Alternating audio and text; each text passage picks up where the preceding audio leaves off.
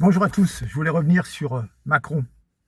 Emmanuel Macron, en pleine tournée, s'est précipité à Damas pour serrer la main chaleureusement d'Ahmed al-Sharaa, ex-djihadiste d'Al-Qaïda et de l'État islamique, ancien terroriste mondial quand même, numéro un des terroristes sous le nom de Abu Mohamed al-Joulani.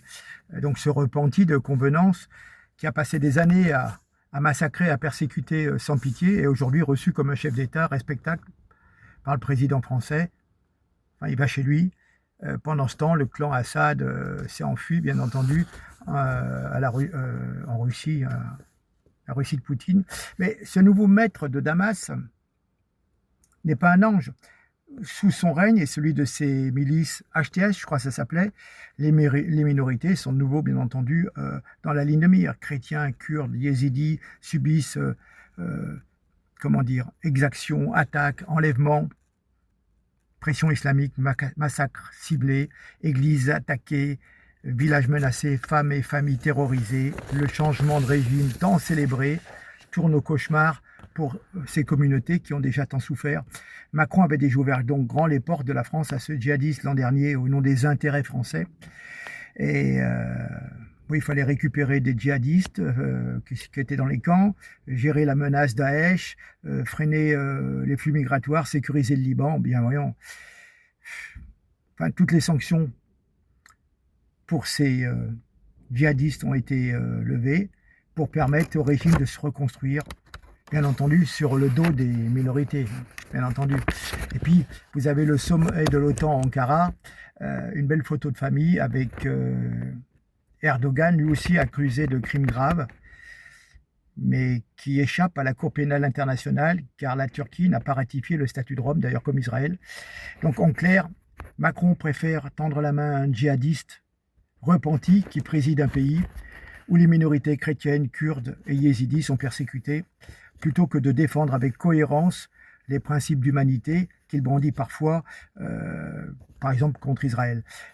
C'est la réelle politique cynique, ou c'est un aveuglement dangereux, l'histoire jugera.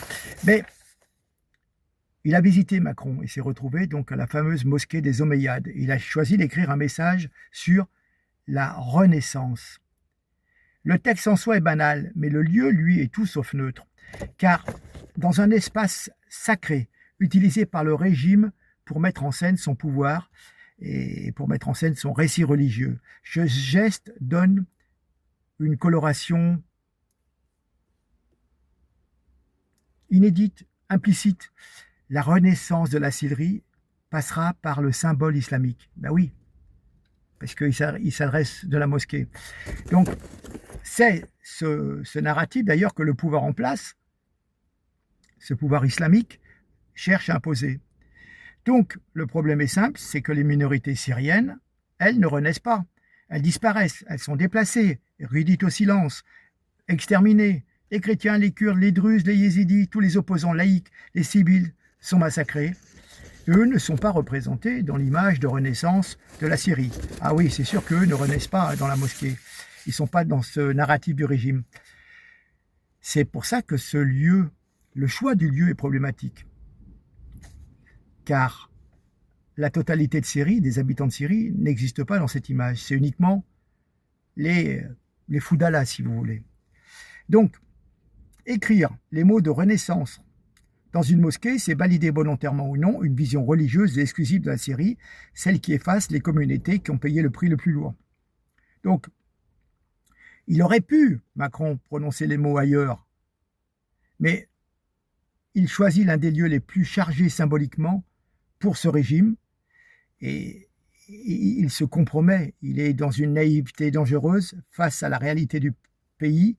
Donc, il apporte son soutien à l'extermination de tous les opposants et de toutes les minorités qui n'ont pas l'islam comme religion. Donc, c'est un président qui est obsédé par la communication et cette scène ressemble à un piège parfaitement tendu. Cette image renforce le récit officiel et laisse toutes les minorités hors champ, comme si la disparition des chrétiens, des yézidis, des kurdes n'avait aucune importance dans la renaissance de la Syrie. Voilà, c'est ce que je voulais dire.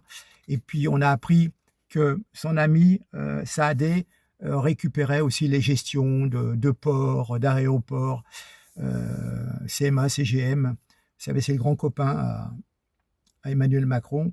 Rodolphe Saadé, oui, c'est ça. Et donc, il y a des accords qui ont été signés. Donc, je ne voudrais rien dire, mais j'ai l'impression qu'on prostitue la France dans cette histoire pour que le copain récupère des marchés sur les ports et les aéroports, des choses comme ça. Bref, il y a des intérêts cachés en plus dans cette histoire. À très bientôt, merci et partagez. Au revoir.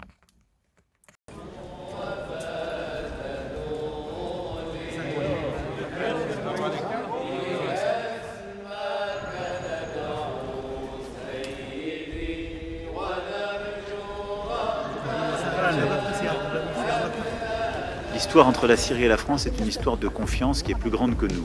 Nous avons été aux côtés du peuple syrien quand il a voulu son unité, sa liberté. Your view about Syria and the current situation, in terms of obviously risks and opportunities. Nous n'avons jamais dévié de cette voie. Nous sommes des partenaires fiables, constants. Nous voulons continuer ce chemin.